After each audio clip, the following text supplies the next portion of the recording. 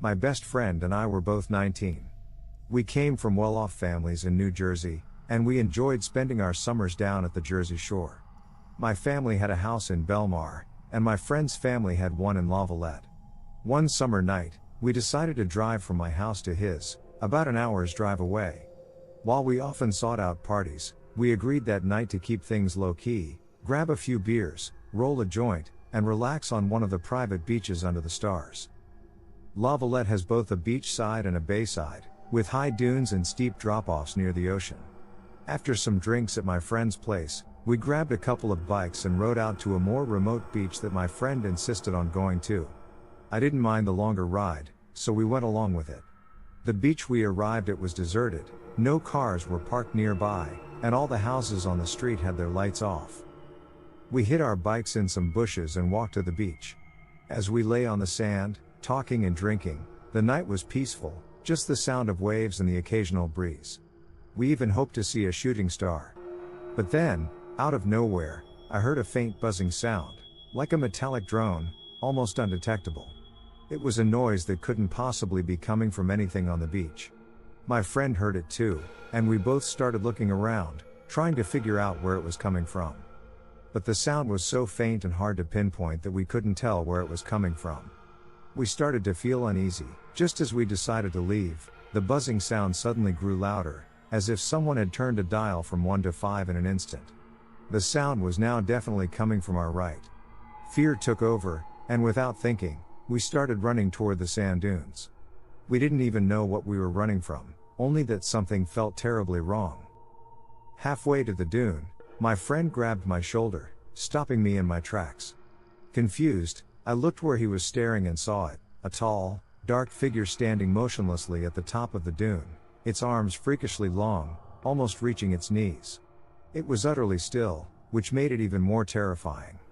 My friend yelled at me, and we started running again, this time parallel to the beach, hoping to find another way off the sand. As we reached the next dune, we looked back and saw not one but 3 or 4 more of those dark figures standing on the slope, all facing us. We didn't stop running until we were back at my friend's house, too terrified to go back for our bikes. The next morning, we went back to the beach to look for our bikes, but they were gone. Whether they had been stolen or had something to do with the figures we saw that night, we'll never know. To this day, I still can't explain what the buzzing noise was or why those figures were there, but it remains the most frightening experience I've ever had on a beach.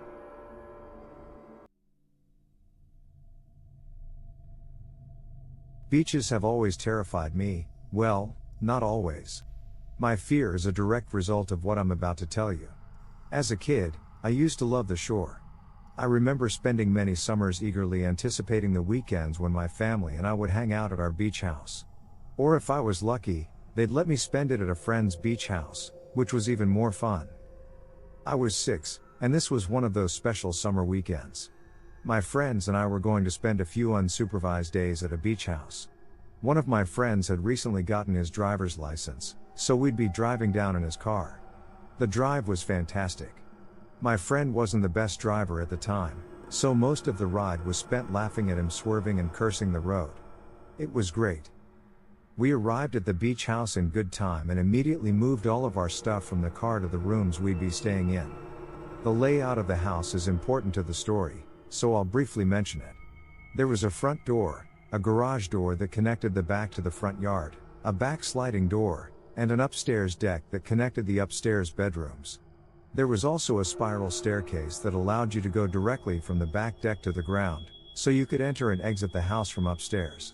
The house sat along a lagoon, meaning the back end of the house faced a narrow channel of water with houses on the opposite side. We were at that ripe age where chasing girls was a priority, and a nice beach house all to ourselves was the perfect occasion.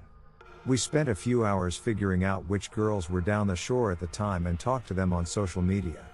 Finally, we found a group of 3 girls who said they'd be down to come hang out at the house. I had more than enough weed to last us the weekend, and we had snagged a few bottles of our parents' alcohol before leaving. It was perfect. Things were going very well. The 3 girls were fun and flirty, and the 3 of us could tell where the night would probably end up. At one point, the 6 of us decided to smoke in the backyard pool. It was small but perfect for 6 intoxicated kids. I remember the sight vividly, the gentle breeze blowing through my hair, the steam from the heated water rising slowly with the puffs of smoke from the joints. At our age, this was bliss. But then suddenly, one of my friends turned the music all the way down and stared over my shoulder into the darkness of the lagoon. Confused, I turned around, peering into the darkness. I could roughly make out the houses on the other side of the lagoon, but I wasn't quite sure what my friend was looking at. One of the girls asked why he turned the music down, and he whispered that he saw someone standing on the dock opposite the house. I figured he was messing with us, so I started laughing. "Who cares, bro? People literally live here," I said. My friend shook his head. "I know that family personally. My parents said they're in Florida for the week." In all honesty, I still thought it wasn't a big deal, or he was just messing around, so I kept chuckling. The girls were a little freaked out, though, and said they wanted to go back inside. I wasn't going to argue, so the 6 of us started making our way out of the pool. As we were drying off in the yard, another friend jumped and cursed, looking toward the lagoon. The rest of us turned, and even though the light was dim, I could definitely see what looked like movement coming from the opposite dock. The 6 of us froze in place, trying to get a better glimpse of what we were looking at. Just then, a passing car on the road across from us lit up the scene ever so slightly, and the sight was horrifying. There were 4 tall silhouettes standing at the edge of the dock, facing us. It was impossible to tell what they were wearing or what they looked like, but there was no doubt they were facing our direction. "Go inside, now," said my friend with a shaky voice, motioning us toward the sliding door. As we rushed inside, I heard a distinct sound that remains the most terrifying noise I'd ever heard. 4 consecutive splashes rang out from behind us. Those guys were swimming across the lagoon. We were in full-on panic mode at that point. The girl screamed while one of my friends slammed the sliding door shut and locked it. My other friend quickly ran to the front to lock that door too, and the 6 of us ran to a room that wasn't visible from the outside. We waited in silence, horrified at what we might hear next. A few minutes passed, still nothing. Out of nowhere, one of my friends cursed, revealing to us that he had forgotten to lock the sliding door on the deck. We started to panic, knowing that the house was about to be broken into. Just then, we heard soft, quiet footsteps above us, and that was the last straw. None of us had any weapons on hand, and we were all intoxicated, so running was really our only option. The 6 of us sprinted for the front door and bolted to the car, which my friend started up in a flash. The chaos of it all was too much for him to handle, and he destroyed the mailbox on the way out of the driveway. Once we were far enough away, we called the police. The ordeal was a nightmare. We went back to the house once the police had searched it, but the news was shattering. All the valuables on the top floor were missing, but that wasn't the worst part. The family owned a medium-sized boat, which was also stolen, most likely as the getaway vehicle. The police concluded that the culprits found the spare key inside a small hatch below the steering wheel, which is how they got away so quickly. How they knew where the key was hidden is something I still wonder. The police were never able to arrest the perpetrators and likely never will. We think whoever robbed the house might have been someone who knew the family and knew where the key was. The house was supposed to be vacant that weekend as well. It's been a long time since this chilling event took place, but I haven't let one day pass without locking every door and window in my home. Do yourself a favor and lock your doors at night.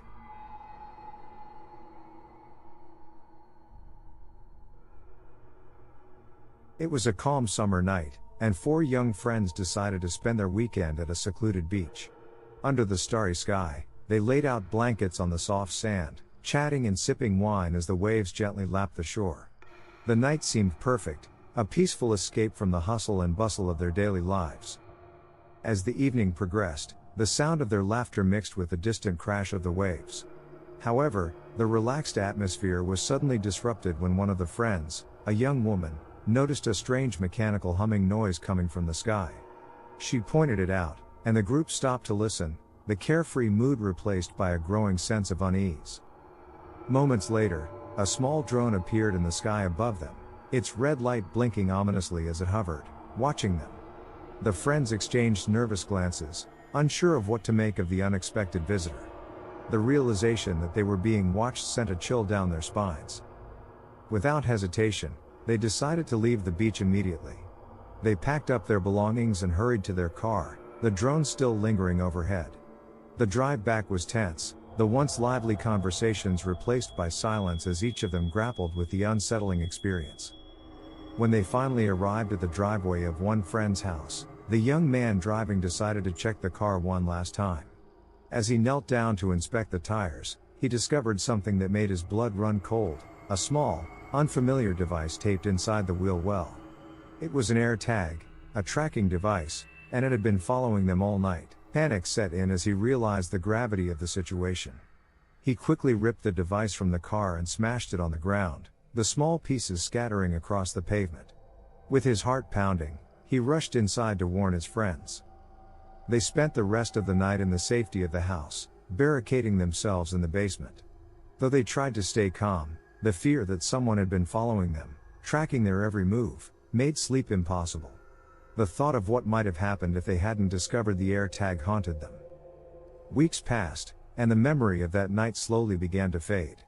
But just as they started to move on, the young man received a series of photos on his phone. The images were from that night on the beach, taken from the drone's perspective. He showed them to his friends, their faces pale with fear as they realized they had been watched more closely than they ever imagined. They took the photos to the police, who began an investigation. However, despite the evidence, there were no leads, and the case eventually went cold. The friends tried to return to their normal lives, but the fear lingered, a constant reminder of the unseen threat that still might be out there, watching.